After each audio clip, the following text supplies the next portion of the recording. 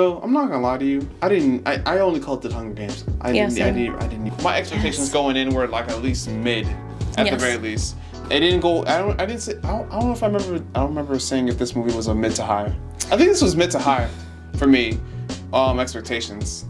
I think I had mid expectations just because hearing that it was like one of the first prominent Hunger Games was interesting to me, and learning about Snow was also interesting. That's why I was more on the mid to high side, but I was just nervous about how everyone else, even the actor, I don't know any of them, to be honest. And that's what makes it a beautiful thing. Yes, besides Peter Dinklage and Viola Davis, who, oh my god, what's 4 plus 4? They with 16 divided by 2. They were so good. I'm leaving a review because of the amount of good ones I've seen. I don't know what it is with the overzealous, eye-rolling attitude directors have been giving recent characters, but it makes the entire film seem childish. They unfortunately started off early with one of these characters. I have never in my 26 years of life met a human like that. It makes it seem like a Disney TV show. And I'm not talking about Lucy Gray. What an odd name to use. I'm talking about the snobby, lackluster side characters from the school. There was nothing to them. I could not connect to a single one of these characters, and the main focus of the first 2 parts of the movie. Katniss, Peeta, Effie, and other characters, even President Snow, were astounding in their roles. They made me feel like it was real and like I wanted to know more. This movie just left me confused and questioning the director's choices.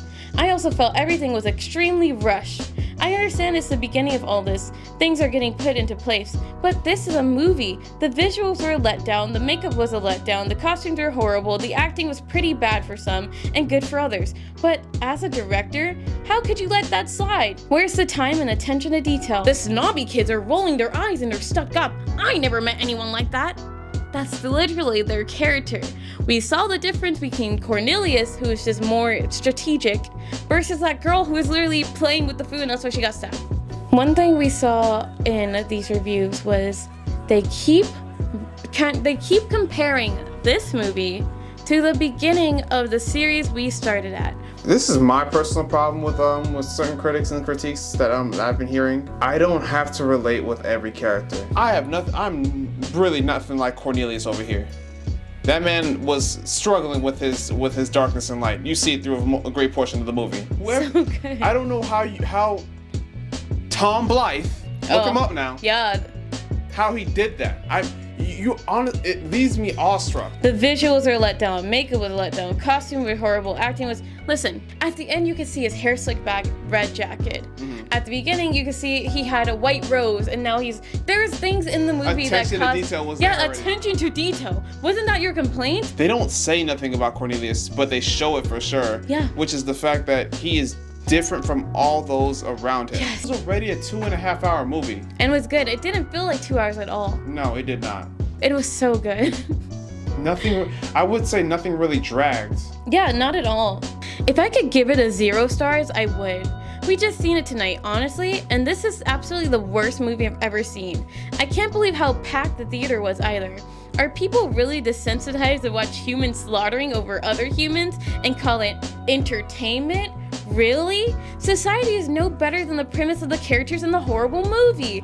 It's wrong on 2 levels. I think I should quit. Wait. It gets better. It's a shame and explains why there's crazy in bowling alleys and restaurants.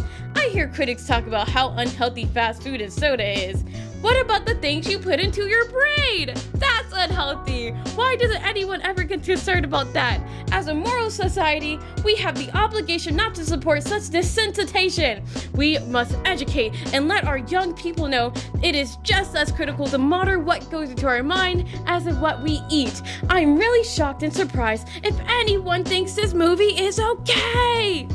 I feel like this was made by someone with a lot of money and no talent. There is absolutely nothing good in this movie. Are people really this desensitized to watch humans slaughtering other humans? The point of the movie. And call it entertainment? Society is no better than the premise of the characters in this movie. That is the purpose of the movie. Hey, I think you got a winner. Ding, ding, ding. This is what I'm talking about. These type of people are dumbing down what we can actually go to in movies. You know what's messed up about it?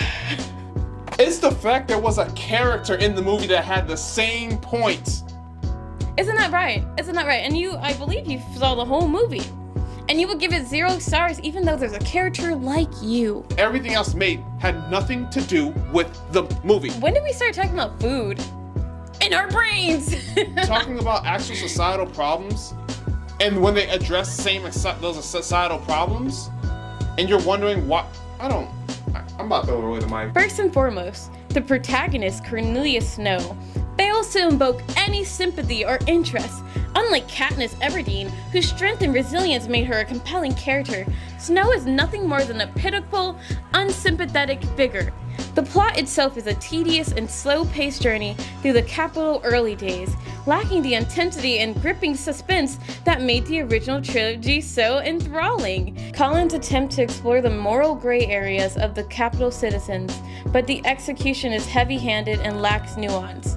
The social commentary that was once a strength of the series becomes a shallow and predictable examination of power dynamics. You're wondering why the hero is different from a villain. And that's what makes him interesting, because we can see his internal struggle and what turned him into Snow. Cornelius Snow is a villain. Regardless of how you watch the movie, he is still a villain in the movie. Yeah. Main character and all, he is still a villain. Katniss Everdeen was actually created to be a hero. Was she? Wow. That's the first time I'm hearing that. You're what? This is what I'm talking about when we cannot wait to see the full picture of something. We're literally comparing the original Hunger Games trilogy to the origin story of Hunger Games. Not even the origin. This is the first time the Hunger Games became interesting because of Snow, which leads to the... Oh my... What we know from the Capitol was that there was a war. They just got out of the war. You hear the world being developed as they speak.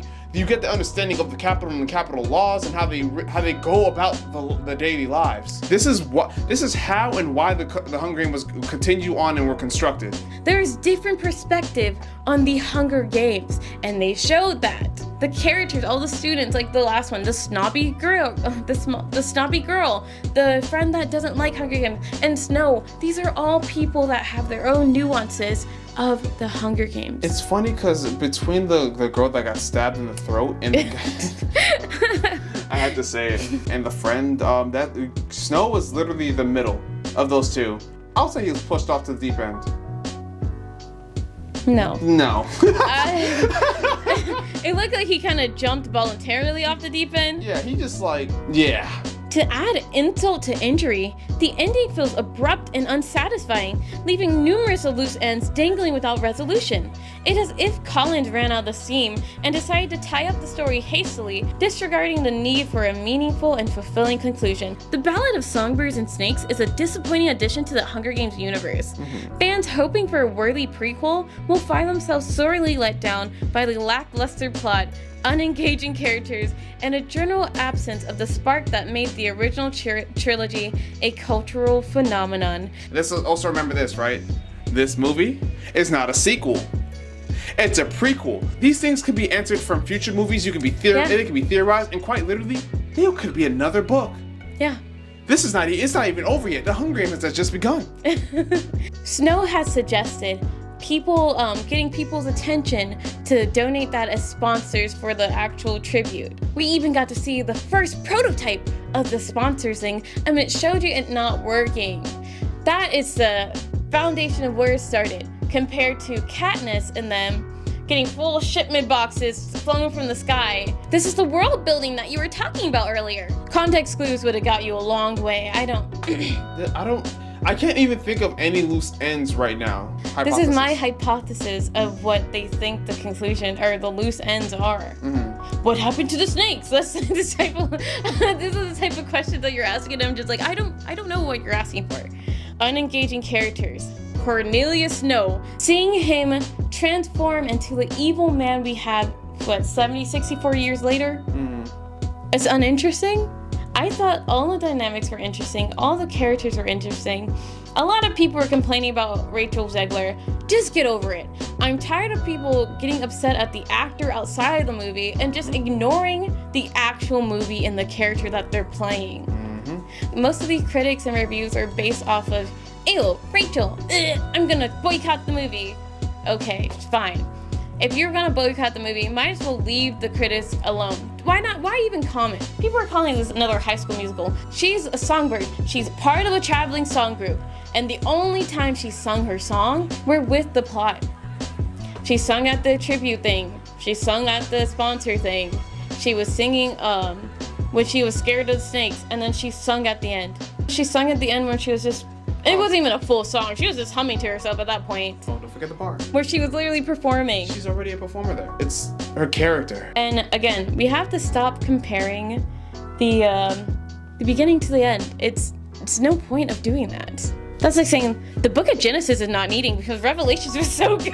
It's almost impossible to give something a 1 star. There's so many aspects of the movie that you're watching.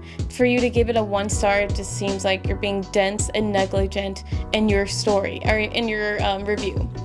If it wasn't the actors that you didn't like, the visuals were nice. It wasn't the visual, the music, the storyline. There's so many aspects of a movie that you can't just be like, ew, 0, 1. There's like, No, I'm with you on there because like, there is not one movie, TV show, or video game that you can think of that can make me honestly think it deserves a 1 or a 0. Yeah, unless you are actively trying to find something wrong with the movie.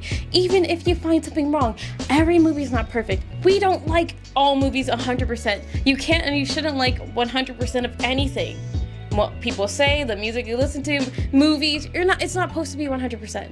There's aspects of everything that you like, and that's what makes it you. Like, that's what makes it the movie, that's what makes it whatever it is. One more thing. Stop hating on villain-made characters.